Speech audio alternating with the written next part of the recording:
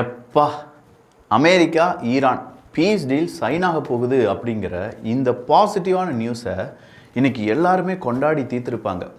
பிரதமர் நரேந்திர மோடி அவர்களிலிருந்து அமெரிக்காவினுடைய அதிபர் ட்ரம்ப், ரஷ்யாவினுடைய அதிபர் புட்டின் அவர்கள், சீனாவினுடைய அதிபர் ஜி ஜின்பிங் அவர்கள், இப்படின்னு சொல்லி ஏகப்பட்ட பேர் வாவ் வெஸ்ட் ஏஷியா நாடுகளுக்கு ஒரு பெரிய மாற்றம் வரப்போகுது, போர் நிற்கப் போகிறது, ஸ்ட்ரைட் ஆஃப் ஹார்மஸ் திறக்கப்பட போகிறது, கப்பல் மூவ்மெண்ட் நடக்கப் போகிறது, எல்லா சப்ளை செயினும் இனிமேல் சூப்பராக ஒர்க் அவுட் ஆக போகுது அப்படின்னு சொல்லி நிறைய கனவுகளுடன் அவங்களுடைய வாழ்த்துக்கள் எல்லாமே சொல்லிட்டு இருக்காங்க. பட் இதுக்கு ஒரு கேட்ச் இருக்குது. அது எங்கன்னா 19ஆம் தேதி. இன்றைக்கி 16ஆம் தேதியாக நீங்கள் இந்த வீடியோ பார்க்கும்போது அப்போ 19ஆம் தேதி தான் இதுக்கான அக்ரிமெண்ட்டில் கையெழுத்து போட போகிறாங்க அமெரிக்காவும் ஈரானும். அப்போ இந்த 3 தினங்கள் கையெழுத்து போட்ட பிறகு ஸ்ட்ரைட் ஆஃப் ஹார்மஸை விட்டு கப்பல் போனால் போதும். கையெழுத்து போட்ட பிறகு ஈரான் இதை அறிவித்தால் போதும். கையெழுத்து போடுறதுக்கு ட்ரம்ப் அவர்கள் போவாரா இல்லையா, இல்லை ஜேடி வேன்ஸ் அவர்கள் தான் போக போகிறாங்களா? அப்படி கையெழுத்து போட்ட பிறகும் ஈரானுடைய ஃப்ரீஸ்ட் அசட்ஸ் எல்லாமே ரிலீஸ் செய்யப்படுமா இல்லையா? பல கேள்விகள். அந்த கேள்விகளுடைய பதிலாக இந்த ஒரு பதிவு. எல்லாத்தையும் பார்த்துடலாமா?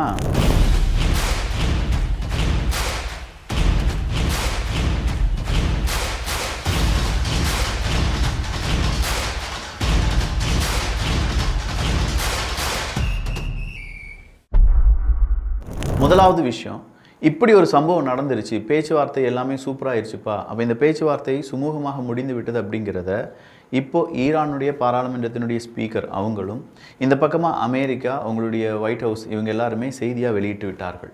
ஸோ 98% இது கன்ஃபர்ம்டு நியூஸ் தான்.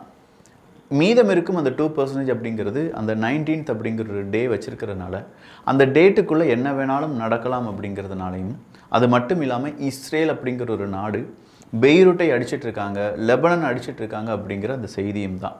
சரி, இப்படி ஒரு டீல் நடக்க போகுது அப்படின்னா அமெரிக்க அதிபர் ட்ரம்ப் அவர்கள் என்ன சொல்கிறார்? வரலாற்றில் இனி வரக்கூடிய வரலாறும் சரி, இனி வந்த வரலாறும் சரி, இப்படி ஒரு சம்பவத்தை எந்த அதிபரும் செஞ்சது கிடையாது. இவ்வளோ முக்கியத்துவம் வாய்ந்த ஒரு அக்ரிமெண்ட்டை அமெரிக்காவினுடைய அதிபர்கள் இனி யாருமே செய்ய முடியாது. அந்த மாதிரி ஒரு அக்ரிமெண்ட் தான் ஈரான் அமெரிக்காவினுடைய அக்ரிமெண்ட். இந்த போரை நிப்பாட்டினதோடு மட்டும் இல்லாமல் அந்த போருக்கான காரணம் என்ன, அந்த காரணம் மறுபடி வருமா வராதா அப்படிங்கிறதெல்லாம் நிறைய ரிசர்ச் பண்ணி தான் இந்த அக்ரிமெண்ட் அப்படிங்கிறத சைன் பண்ண போகிறோம் அப்படின்னு சொல்லி ட்ரம்ப் அவர்கள் சொல்கிறார். பட் ட்ரம்ப் அவர்கள் சைன் பண்ணுறதுக்கு போவாரான்னு கேட்டால் கிடையாதான். ஜேடி வேன்ஸ் அவர்கள் தான் போக போகிறார் அப்படிங்கிற தகவலை இன்றைக்கி அஃபிஷியலாகவே ட்ரம்ப் அவர்கள் கொடுத்திருக்கிறார்கள். So June 19 deal implementation. இந்த டீல் இம்ப்ளிமெண்டேஷன் டே வர்ற வரைக்கும் கொஞ்சம் தக் பக் நிமிடங்கள் தான். அப்போ இந்த டீல் இம்ப்ளிமெண்டேஷன் நடக்கும்போது யார் அங்கே போக போகிறாங்க அப்படின்னு பார்த்தீங்கன்னா பாகிஸ்தானுடைய ஷெபாஸ் ஷெரீஃப் அவர்கள் அங்கே இருப்பார் அப்படின்னு சொல்கிறாங்க. அப்போ நம்முடைய கப்பல் எல்லாமே ஸ்ட்ரைட் ஆஃப் ஹார்மஸை விட்டு வரப்போகிறதா என்று கேட்டால் எஸ் வரப்போகுது. அப்படி இந்தியா நாட்டினுடைய LNG கேரியர் திஷா அப்படிங்கிறது ஸ்ட்ரைட் ஆஃப் ஹார்மஸ் வழியாக இந்த பீஸ் டீல் நடந்ததுக்கு பிறகு வந்துட்டுருக்கு அப்படிங்கிற ஒரு தகவல் வெளியாகி இருக்கிறது. இதை தாண்டி ட்ரம்ப் அவர்கள் என்ன சொல்லியிருக்கார் அப்படின்னு கேட்டால், deal with Iran is now complete and the US will end its naval blockade அப்படின்னு சொல்லியிருக்காங்க. ஏன்னா சுவிட்சர்லாந்தில் வச்சு தான் இந்த அக்ரிமெண்ட் அப்படிங்கிறத இம்ப்ளிமெண்ட் பண்ண போகிறாங்க, அதுக்கான சைன் பண்ண போகிறாங்க. இப்போ சுவிட்சர்லாந்தில் வச்சு நடக்கக்கூடிய இந்த இம்ப்ளிமெண்ட் செரமனிக்கு நிறைய பேர் வர்றதுக்கான வாய்ப்புகள் இருக்குதுன்னு சொன்னபோது நேவல் ப்ளோக்கேட் என்ன ஆகுப்பா? ஏன்னா அமெரிக்காவினுடைய கப்பற்படையை நிப்பாட்டி ஸ்ட்ரைட் ஆஃப் ஹார்மஸுக்கோ ஈரானுடைய போர்ட்டுக்கோ இந்த கப்பல் போகணும், அந்த கப்பல் போகக்கூடாதுங்கிறத தீர்மானிக்கிறதே நாங்கள் தான், எங்களை மீறி ஒரு கப்பல் உள்ளக்கே போகக்கூடாது அப்படின்னு சொல்லியிருந்தார்ல. அப்போ அந்த நேவல் ப்ளோக்கேட் அப்படிங்கிறத அவங்க ரிலீஸ் பண்ணுறாங்களான்னு கேட்டால் எஸ், ஆஃப்டர் 19th அதை ரிலீஸ் பண்ணுறோம். இப்போது அதுக்கான இனிஷியல் ப்ரோக்ரஸ் அப்படிங்கிறத நாங்கள் செய்ய ஆரம்பிச்சிருக்கோம் அப்படின்னு சொல்லியிருக்காங்க அமெரிக்கா. ஸோ வெஸ்ட் ஏஷியா நாடுகளுக்கு இடையே இப்போது ஒரு பீஸ் அண்ட் ஸ்டெபிலிட்டி அப்படிங்கிறது இனிமேல் உருவாகும் அப்படிங்கிற நம்பிக்கை தெரிவித்திருக்கிறார் பிரதமர் நரேந்திர மோடி அவர்கள். அடுத்ததாக ஈரானுடைய டெப்யூட்டி ஃபாரின் மினிஸ்டர் அவங்க என்ன சொல்லியிருக்காங்கன்னா, commitments take effect starting Friday அப்படிங்கிறது தான். வர வெள்ளிக்கிழமையிலேருந்து தான் இது ஸ்டார்ட் ஆக போகுது அப்படிங்கிறதோடு மட்டும் இல்லாமல் Iran's army called it a victory. இதை அவங்களுடைய விக்டரி அப்படின்னு சொல்லியிருக்காங்க. நான் நேற்றே சொன்னேன், அதாவது வியூகம் பார்க்கக்கூடிய டிபி டூப்ஸுக்கு தெரியும், இப்படி ஒரு டீல் நடந்துச்சுன்னா அது என்னுடைய வெற்றி அப்படின்னு சொல்லி அமெரிக்காவும் மார்த்தட்டுவாங்க, அது என்னுடைய வெற்றி அப்படின்னு சொல்லி ஈரானும் மார்த்தட்டுவாங்க. ஏன்னா இந்த வெற்றியை வரலாறு மிகப்பெரிய அளவில் எழுதி வைக்க போகிறது.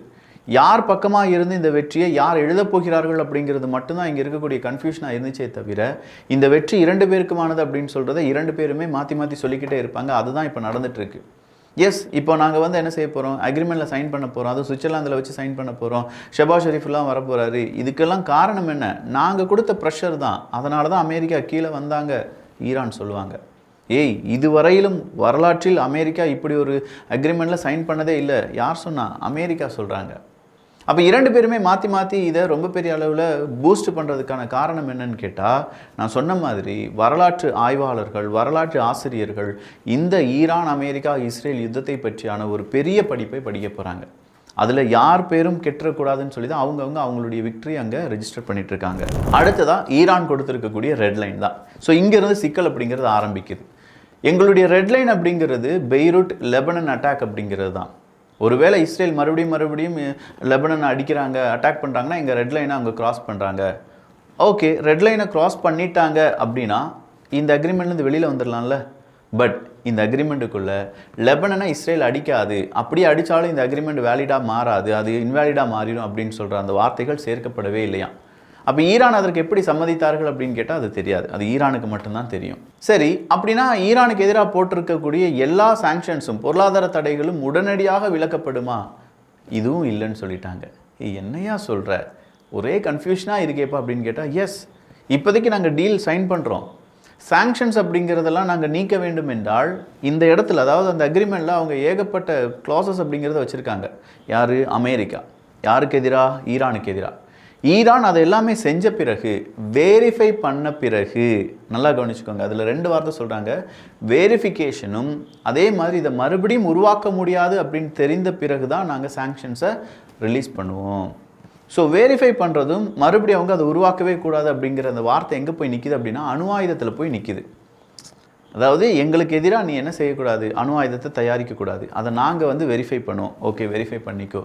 வெரிஃபை பண்ண பிறகு அங்கே அணு ஆயுதத்தை நீ மறுபடியும் அந்த விஷயமா பேசக்கூடாது அப்படின்னு சொல்லும்போது, இங்கே வெரிஃபிகேஷனும் அது கூடவே அணு ஆயுதத்துக்கான அதை தயாரிக்கிறதுக்கான அந்த யுரேனியம், என்ரிச்டு யுரேனியம்லாம் இருக்குல்ல, அதை அமெரிக்காவை எடுத்துக்கொள்ளுமோ அப்படிங்கிற ஒரு கேள்வி தான் இந்த அக்ரிமெண்ட்டில் இப்போ வந்திருக்கக்கூடிய இந்த செய்திகளின் அடிப்படையில் நம்மால் பார்க்க முடிவது. லெபனனுடைய பிஎம் என்ன சொல்கிறாரு? சார், அக்ரிமெண்ட் நடக்க போகுதுன்னா லெபனனை விட்டு இஸ்ரேல் அவங்களுடைய எல்லா படை வீரர்களையும் வெளியேற்ற வேண்டும் அப்படிங்கிறத நாங்கள் சொல்லுவோம்.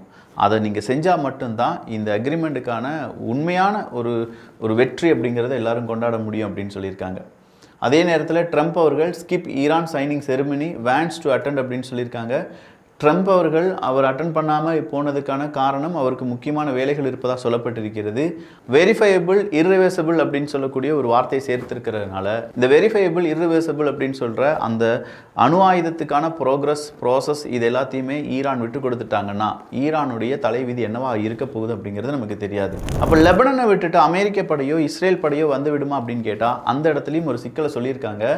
withdrawal from Lebanon, Israel's withdrawal from Lebanon not a condition of Iran deal அப்படின்னு சொல்லியிருக்காங்க. அப்போ ஈரான் டீலில் லெபனனை விட்டுட்டு இஸ்ரேல் வெளியேற வேண்டும், லெபனன் இஸ்ரேல் அடிக்கக்கூடாது, லெபனனுக்கு எதிராக காய் நகர்த்தக்கூடாது அப்படின்னு சொல்கிறது அந்த டீல் அந்த பாயிண்ட் இருக்கான்னு கேட்டால் அது இல்லை அப்படின்னு சொல்கிறாங்க. அது இல்லாததுனால லெபனனுக்குள்ளேயே இஸ்ரேல் இருந்து அங்கே இருக்கக்கூடிய, நேற்று தானே ஹிஸ்புல்லாவினுடைய முக்கியமான ஒரு தலைவரை கொண்டாங்க, அதே நேரத்தில் இன்னும் ஹிஸ்புல்லாவினுடைய தலைவர்களை லெபனனுக்குள்ளே கொள்வதற்கான வாய்ப்புகளை இப்போது ஈரானை ஏற்படுத்தி கொடுத்ததா ஈரானுக்கு எதிராக நிறைய பேர் திரும்ப ஆரம்பிச்சிருக்காங்க. சரி, அப்படின்னா இவங்களுக்கு கிரீன் சிக்னல் கொடுத்துட்டாங்களா? யாருக்கு? இஸ்ரேலுக்கு கிரீன் சிக்னல் கொடுத்துட்டாங்களான்னு கேட்டால் US official says Israel retains right to defend itself against Hezbollah attack அப்படிங்கிறது தான். அதாவது ஹிஸ்புல்லா ஒருவேளை அட்டாக் பண்ணிட்டாங்க இஸ்ரேல் அப்படின்னா அதுக்கு அதாவது இஸ்ரேல் நினச்சாங்கன்னா அவங்க என்ன செய்யலாமா? Right to defend it self, இல்லாட்டி அதை தடுப்பதற்காகவோ இல்லை அதை காப்பாற்றுறதுக்காகவோ லெபனனுக்கு எதிராக அதாவது ஹிஸ்புல்லாவுக்கு எதிராக இஸ்ரேல் அட்டாக்கை நடத்தலாம் அப்படின்னு சொல்லி இருக்கான். ஸோ டோட்டலாக பார்க்கும்போது இது ஏதோ ஈரான் மற்றும் அமெரிக்கா சேர்ந்து இந்த அக்ரிமெண்ட்டில் கையெழுத்து போட்டிருக்காங்க அப்படிங்கிற மாதிரி இருக்கும்.